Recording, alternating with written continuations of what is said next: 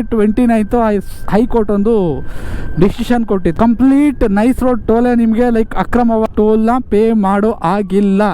ಯಾಕೆ ನಮ್ಮ ಹೈಕೋರ್ಟು ಆ ಥರ ಡಿಸಿಷನ್ ಕೊಡ್ತು ಅಂತ ಕಂಪ್ಲೀಟಾಗಿ ನಿಮಗೆ ಇನ್ಫಾರ್ಮೇಷನ್ ಬೇಕು ಅಂತ ಹೇಳಿದ್ರೆ ಈ ವಿಡಿಯೋನ ಸ್ಕಿಪ್ ಮಾಡ್ದೇ ಫುಲ್ಲು ನೋಡಿ. ಕಾಂಟ್ರಾಕ್ಟು ಸ್ಟಾರ್ಟ್ ಆದಾಗಿಂದ ಈ ಜುಲೈ 29 ತನಕ ಅದ್ರ ಬಗ್ಗೆ ಏನೇನು ಅಪ್ಡೇಟ್ ಇದೆ ಎಲ್ಲ ನಾನು ನಿಮಗೆ ಕೊಡ್ತೀನಿ ಈ ವಿಡಿಯೋದಲ್ಲಿ. ಸ್ವಾಮಿ ತಲೆ ಎಡ್ಕರು ಸಂಪಾದನೆ ಮಾಡ್ತಾರೆ, ಜನರನ್ನ ಜಾಗೃತರನ್ನಾಗಿ ಮಾಡೋದು ಅದೇ ನಮ್ಮ ಉದ್ದೇಶ. ಹಾಯ್ ಹಲೋ ನಮಸ್ತೆ. So welcome back to another video. Hope ಎಲ್ಲ ಚೆನ್ನಾಗಿದ್ದೀರಾ ಅಂದ್ಕೊಳ್ತೀನಿ. ಮನೆಯಿಂದ ಆಫೀಸ್ಗೆ ಹೊರಟಿದ್ದೆ, ಒಂದು ಪಾರ್ಸಲ್ ಆರ್ಡ್ರ್ ಬಿದ್ದಿದೆ. ಆನ್ ದ ವೇನೆ ಹಂಗೆ ತೊಗೊಂಡೋಗಿ ಕೊಟ್ಬಿಟ್ಟು ಆಫೀಸ್ಗೆ ಹೋಗೋಣ ಅಂತ ಅಕ್ಸೆಪ್ಟ್ ಮಾಡಿದ್ದೀನಿ. ನೋಡಿ, ನಿಮಗೆ ಒಂದು ರಿಯಾಲಿಟಿನ ಹೇಳ್ತೀನಿ. ನೀವು ಯಾವ ದೊಡ್ಡ ಹೋಟೆಲ್ಗಳಲ್ಲಿ ಚಪಾತಿ ತಿಂತೀರಲ್ಲ, ಆ ಚಪಾತಿ ಯಾವತ್ತು ಆ ಹೋಟೆಲಲ್ಲಿ ರೆಡಿ ಆಗಲ್ಲ. ಅದು ರೆಡಿ ಆಗೋದು ಈ ಥರ ಶೆಡ್ಡಲ್ಲಿ. ಸೊ ಈ ಶೆಡ್ಡಿಂದ ಪಿಕ್ ಮಾಡಿಕೊಂಡು ನಾನು ಎಲ್ಲಿ ತೊಗೊಂಡೋಗಿ ಹೋಗ್ತೀನಿ ಅಂತಲೂ ನಿಮ್ಗೆ ತೋರಿಸ್ತೀನಿ. ಓಕೆ, ಎಲ್ಲಿ ಸರ್ ಇದು? ಓಕೆ, 8ನೇ ಮೈಲಿ. ಓಕೆ,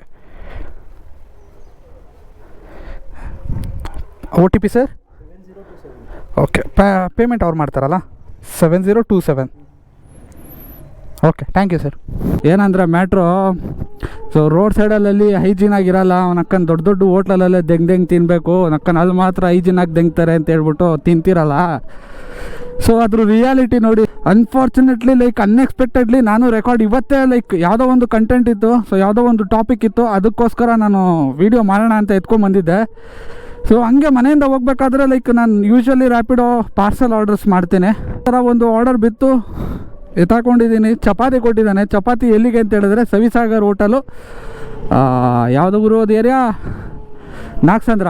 ಅದು ನಾನು ವೀಡಿಯೋ ಮಾಡೋದಕ್ಕೆ ಲೈಕ್ ಮೇನ್ ರೀಸನ್ ಅಂತ ಹೇಳಿದ್ರೆ, ಈಗ ರೀಸೆಂಟಾಗಿ ಜುಲೈ 29 ಹೈಕೋರ್ಟ್ ಒಂದು ಡಿಸಿಷನ್ ಕೊಟ್ಟಿತ್ತು ರಿಗಾರ್ಡಿಂಗ್ ನಮ್ಮ ನೈಸ್ ರೋಡ್ ಟೋಲು. ಏನಂತ ಡಿಸಿಷನ್ ಕೊಟ್ಟಿದೆ ಅಂತ ಹೇಳಿದ್ರೆ, ಸೊ ಕಂಪ್ಲೀಟ್ ನೈಸ್ ರೋಡ್ ಟೋಲೆ ನಿಮಗೆ ಲೈಕ್ ಅಕ್ರಮವಾಗಿ ಕನ್ಸ್ಟ್ರಕ್ಷನ್ ಆಗಿದೆ, ಸೊ ಅಕ್ರಮವಾಗಿ ನಡೆಸ್ತಾ ಇದ್ದೀರಾ, ಸೊ ಅದಕ್ಕೆ ಯಾವುದೇ ಕಾರಣಕ್ಕೂ ಟೋಲ್ನ ಪೇ ಮಾಡೋ ಆಗಿಲ್ಲ ಅಂತೇಳ್ಬಿಟ್ಟು ಹೈಕೋರ್ಟು ಆರ್ಡರ್ ಕೊಟ್ಟಿದೆ. ಅದನ್ನೇ ಕೂಡ ನಮ್ಮ HDK ಅವರು ಕೂಡ ಹೇಳಿದ್ದಾರೆ, ಯಾರು ಟೋಲ್ ಪೇ ಮಾಡಬೇಡಿ ಅಂತ ಹೇಳ್ಬಿಟ್ಟು. ಸೊ ಈ ವಿಡಿಯೋ ನೋಡ್ಕೊಂಬನ್ನಿ. ಬೆಂಗಳೂರಿನ ನಾಗರಿಕರಿಗೆ ನಾನು ಮನವಿ ಮಾಡ್ತೇನೆ, ಯಾವುದೇ ಕಾರಣಕ್ಕೂ ಟೋಲನ್ನು ಕಟ್ತಕ್ಕಂಥದ್ದನ್ನು ನಿಲ್ಲಿಸಿ. ಏನದು ಕಾಂಟ್ರವರ್ಸಿ, ಯಾಕೆ ನಮ್ಮ ಹೈಕೋರ್ಟು ಆ ಥರ ಡಿಸಿಷನ್ ಕೊಡ್ತು ಅಂತ ಕಂಪ್ಲೀಟಾಗಿ ನಿಮಗೆ ಇನ್ಫಾರ್ಮೇಷನ್ ಬೇಕು ಅಂತ ಹೇಳಿದ್ರೆ ಈ ವಿಡಿಯೋನ ಸ್ಕಿಪ್ ಮಾಡ್ದೇ ಫುಲ್ಲು ನೋಡಿ. ನೈಟ್ ರೋಡ್ ಕನ್ಸ್ಟ್ರಕ್ಷನ್ ಸ್ಟಾರ್ಟ್ ಆಗಿದ್ದು ಅರೌಂಡ್ 1995 ಸೊ ಆಗ ನಮ್ಮ HD ದೇವೇಗೌಡರು CM ಆಗಿರ್ತಾರೆ. ಈ ನೈಸ್ ರೋಡ್ ಯೋಜನೆ ಏನಿದೆ BMIC ಅವ್ರಿಗೆ ಗೌರ್ಮೆಂಟ್ ಟೆಂಡರ್ ಕೊಡುತ್ತೆ. BMIC ಅಂತ ಹೇಳಿದ್ರೆ ಬ್ಯಾಂಗ್ಳೂರ್ ಮೈಸೂರು ಇನ್ಫ್ರಾಸ್ಟ್ರಕ್ಚರ್ ಕಾರಿಡಾರ್ ಅಂತ. ಕನ್ಸ್ಟ್ರಕ್ಷನ್ ಅರೌಂಡ್ 1997 BMIC ಅವರು ಸ್ಟಾರ್ಟ್ ಮಾಡ್ತಾರೆ. ಈ ಏನಿದೆ ಯೋಜನೆ ಏನಿರುತ್ತೆ, ಸೊ ಇದು ಬಂದ್ಬಿಟ್ಟು ನಿಮಗೆ ಈ Bangalore to Mysuru 111 kilometre high quality concrete ರೋಡ್ಗೋಸ್ಕರ ಈ ಏನು ಯೋಜನೆಯನ್ನ ಮಾಡ್ತಾರೆ ಗೌರ್ಮೆಂಟ್ ಅವರು. ಸೊ ಈ ಯೋಜನೆಗೆ ಬೇಕಾಗಿರೋ ಜಾಗ, ಇವಾಗ ರೋಡೆಲ್ಲ ಮಾಡಬೇಕು ಅಂದರೆ ಜಾಗ ಬೇಕಲ್ಲಪ್ಪ, ಆ ಜಾಗ ಅರೌಂಡು 20,000 ಎಕರೆ ಜಾಗ ಬೇಕಾಗಿರುತ್ತೆ ಈ ಯೋಜನೆಗೆ. ಅದರಲ್ಲಿ 13,000 ಬಂದ್ಬಿಟ್ಟು ರೈತರ ಹತ್ರ ಇಂದ ಲೈಕ್ ಈಸ್ಕೊಳ್ಳೋದು, ರೈತರ ಜಮೀನು ಏನಿರುತ್ತೆ ಅದನ್ನು ಈಸ್ಕೊಳ್ಳೋದು. ಇನ್ನು 7,000 ಎಕರೆ ಬಂದ್ಬಿಟ್ಟು ಗೌರ್ಮೆಂಟ್ ಪ್ರಾಪರ್ಟಿ ಇರುತ್ತೆ. ಈ ರೈತರ ಹತ್ರ ಇಂದ ಜಮೀನ ಈಸ್ಕೊಳ್ಬೇಕಲ್ಲ, ಅದಕ್ಕೆ ಒಂದು ಸಮಿತಿನ ಗೌರ್ಮೆಂಟ್ ಅವ್ರು ಮಾಡ್ತಾರೆ. ಅದರ ಹೆಸರು KIADB ಅಂತೇಳಿ ಬಂದು Karnataka industrial area development board ಅಂತ ಹೇಳ್ಬಿಟ್ಟು. ಸೊ ಇವ್ರಿಗೆ ಏನು ರೈತರಿಂದ ಜಾಗನ ಈಸ್ಕೊಂಡು ಅವ್ರಿಗೇನು ಪರಿಹಾರ ಕೊಡಬೇಕು ಅದನ್ನು ಕೊಟ್ಟು ಗೌರ್ಮೆಂಟ್ಗೆ ಕೊಡೋ ಥರ ಲೈಕ್ ಒಂದು ಸಮಿತಿ ರಚನೆ ಮಾಡ್ತಾರೆ. ನಮ್ಮ ಇಂಡಿಯಾದಲ್ಲಿ ಹೆಂಗೆ ಅಂತ ಹೇಳಿದ್ರೆ ಬೇಲಿನೇ ಎದ್ದು ಹೊಲ ಮೇಯೋದು ಅಂತಾರಲ್ಲ, ಆ ಥರ ಆಗುತ್ತೆ. ಗೌರ್ಮೆಂಟ್ ಅವರು ನಿಮಗೆ 13,000 ಎಕರೆಗಳಷ್ಟು ಜಾಗನ ರೈತರಿಂದ ಈಸ್ಕೊಳ್ಳಿ ಅಂತ ಹೇಳಿ ಈ ಸಮಿತಿ ಕೊಟ್ಟಿರ್ತಾರೆ.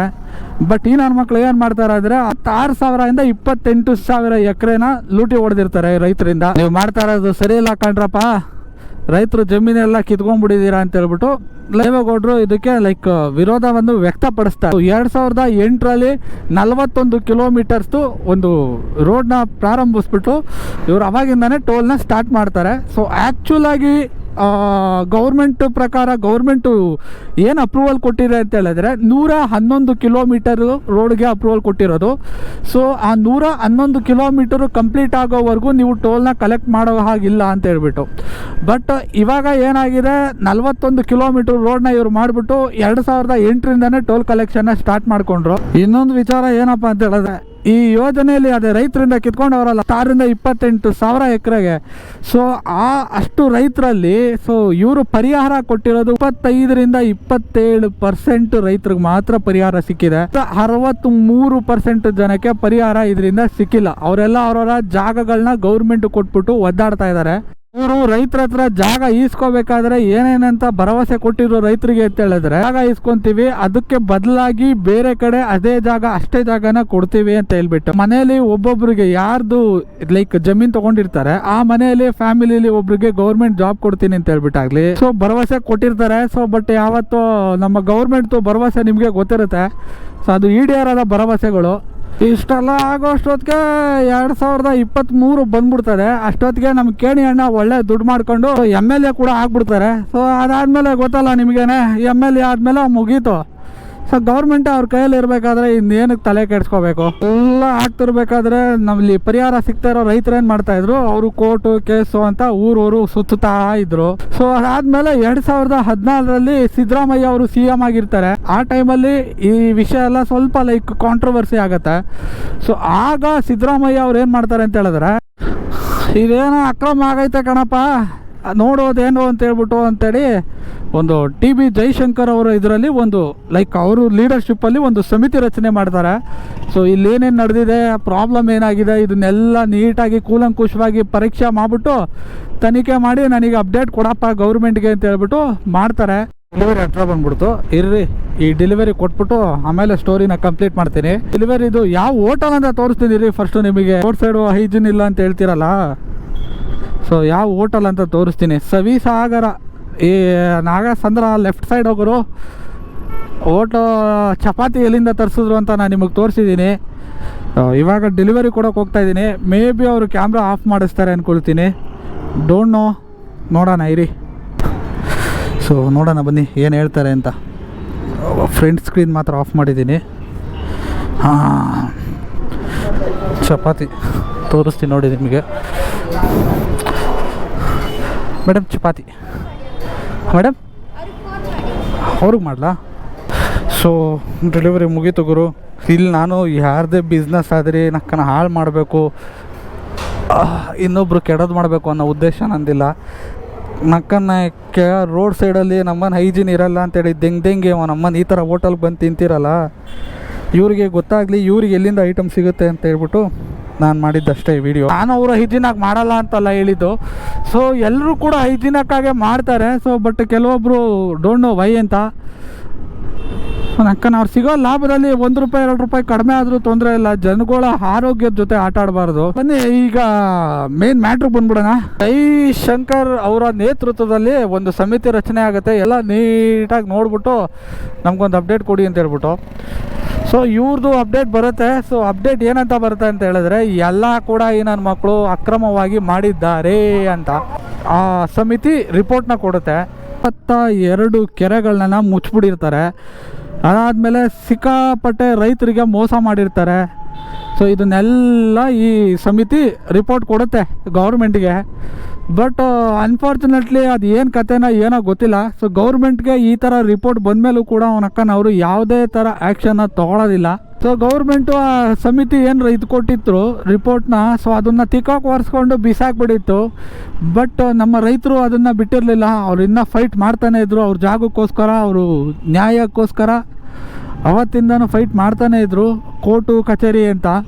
ಬಟ್ 2025ರಲ್ಲಿ ಏನಾಗುತ್ತೆ ಅಂತ ಹೇಳಿದ್ರೆ, ಏಕಸದಸ್ಯ ಪೀಠದ ಹೈಕೋರ್ಟ್ನ ಏಕಸದಸ್ಯ ಪೀಠ ಒಂದು ತೀರ್ಪನ್ನು ಪಾಸ್ ಮಾಡುತ್ತೆ. ಈ ಯೋಜನೆ ಏನಿದೆ ಇದು ಫುಲ್ಲು ಅಕ್ರಮವಾಗಿ ಮಾಡಿದ್ದಾರೆ. ಮತ್ತೆ ರೈತರಿಂದ ಏನೇನು ಜಾಗನ ನೀವು ಈಸ್ಕೊಂಡಿದ್ದೀರಾ ಆ ಜಾಗನ ಮತ್ತೆ ರೈತರಿಗೆ ವಾಪಸ್ ಕೊಡಬೇಕು ಅಂತ ಹೇಳ್ಬಿಟ್ಟು ಒಂದು ತೀರ್ಪನ್ನು ಏಕಸದಸ್ಯ ಪೀಠ 2025ರಲ್ಲಿ ಪಾಸ್ ಮಾಡುತ್ತೆ. ನೈಸ್ ಕಂಪನಿ ಏನಿರುತ್ತೆ ಅವರು ಇದನ್ನ ಸುಪ್ರೀಂ ಕೋರ್ಟಲ್ಲಿ ಕ್ವಶನ್ ಕ್ವಶನ್ ಮಾಡ್ತಾರೆ. ಈಗ ಮೊನ್ನೆ ಅಷ್ಟೇ ಬಂದಿದ್ದು ರಿಪೋರ್ಟು ಮತ್ತೆ ಆ ಮನವಿದು. ಸೊ 2026 ಜುಲೈ 29ರಂದು ಮನವಿನ ರದ್ದುಪಡಿಸ್ತಾರೆ ಈ ಹೈಕೋರ್ಟ್ ಅವರು. ಸೊ ಈ ರಾಜ್ಯದ ಅತಿ ದೊಡ್ಡ ಅಕ್ರಮ ಅಂತ ಹೇಳ್ಬಿಟ್ಟು ಈ ನೈಸ್ ಯೋಜನೆನ ಹೇಳ್ತಾರೆ. ಎಷ್ಟೋ ಸಾವಿರ ಎಕರೆ ಭೂಮಿಗಳನ್ನ ರೈತರಿಂದ ಅಕ್ರಮವಾಗಿ ಕಿತ್ಕೊಂಡಿದ್ದೀರಾ. ಅದಾದಮೇಲೆ 111 ಕಿಲೋಮೀಟರ್ಗೆ ಗೌರ್ಮೆಂಟು ಪರ್ಮಿಷನ್ ಕೊಟ್ಟಿದ್ದು ಈ ಯೋಜನೆ ಸ್ಟಾರ್ಟ್ ಮಾಡಿದ್ದು. ನೀವು ಮಾಡಿರೋದು ಕೇವಲ 41 ಕಿಲೋಮೀಟರ್. ಅಂದರೂ ಇದರಲ್ಲಿ ಯಾವುದೇ ಸಾರ್ವಜನಿಕ ಹಿತಾಸಕ್ತಿ ಇಲ್ಲ. ಸೊ ಈ ಯೋಜನೆನ ಅಕ್ರಮ ಅಂತ ಹೇಳ್ಬಿಟ್ಟು ಮಕ್ಕುಗಿದ್ಬಿಟ್ಟು ಕಳಿಸ್ತಾರೆ. ನನಗೆ ಗೊತ್ತಿಲ್ಲ ಏನಾಗಿದೆ ನಮ್ಮ ಸರ್ಕಾರಕ್ಕೆ ಅಂತೇಳ್ಬಿಟ್ಟು.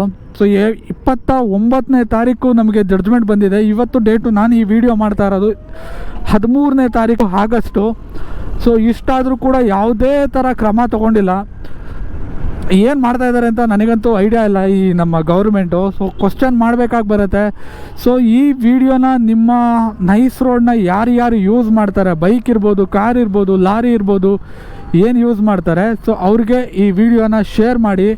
ಇದು ತುಂಬ ಎಕ್ಸ್ಪೆನ್ಸಿವ್ ಈ ನೈಸ್ ರೋಡ್ ಕೂಡ. ಯಾಕೆ ಅಂತ ಹೇಳಿದ್ರೆ ನಿಮಗೆ 41 ಕಿಲೋಮೀಟ್ರ್ ಟ್ರಾವೆಲ್ ಮಾಡೋದಕ್ಕೆ 360 ರೂಪಾಯಿ ನಿಯರ್ಲಿ ಅಷ್ಟು ಚಾರ್ಜ್ ಮಾಡ್ತಾರೆ.